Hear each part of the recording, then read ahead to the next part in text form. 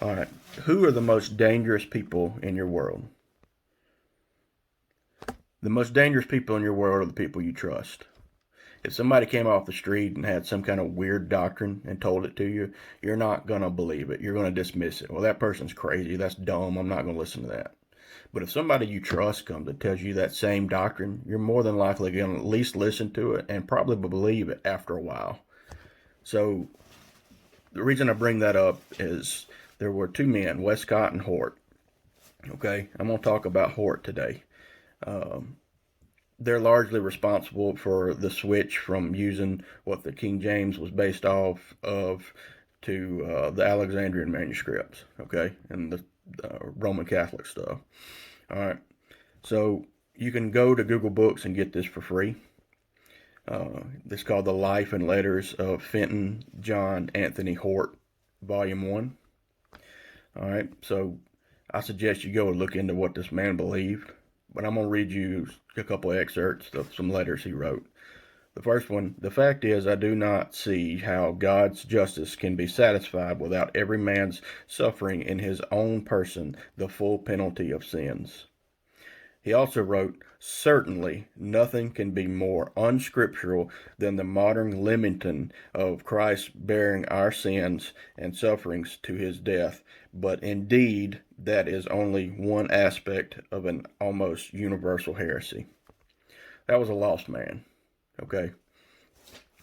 Now, why is that important? That's important because Westcott and Hort are largely responsible for these modern translations. Academia holds them in high regard, and preachers go to Bible colleges and don't look into what they actually believe, so they're told, that they shouldn't use a King James Bible. They should use these modern translations because they're better. They're based off better manuscripts, which is a lie. But the preachers trusted their professors, and now the church people trust their preachers without looking into it.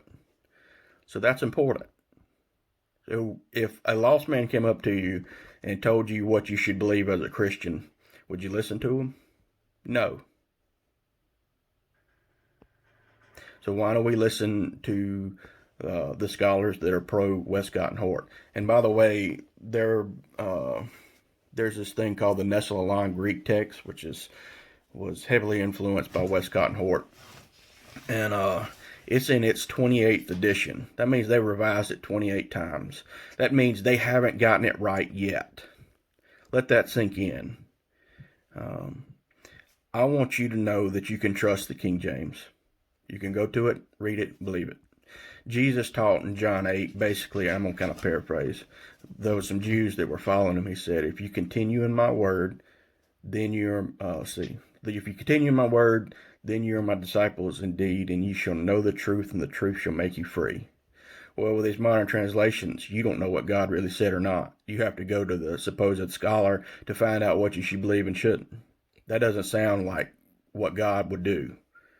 What sounds like God would do is preserve his word, purify it in English 7 times, like we discussed earlier, and that way you can know it's pure. That way you can trust it. That way when the devil comes at you, you can say, no, devil, this is what the Bible actually says. Keep that in mind. Now, I don't hate preachers and stuff that believe in the modern translations and all that. I just know that they haven't looked into it. Because if they do, they'll reject Westcott and Hort and the Nestle-Align Greek text, and they'll just get a King James and read it and believe it. So, have a good day.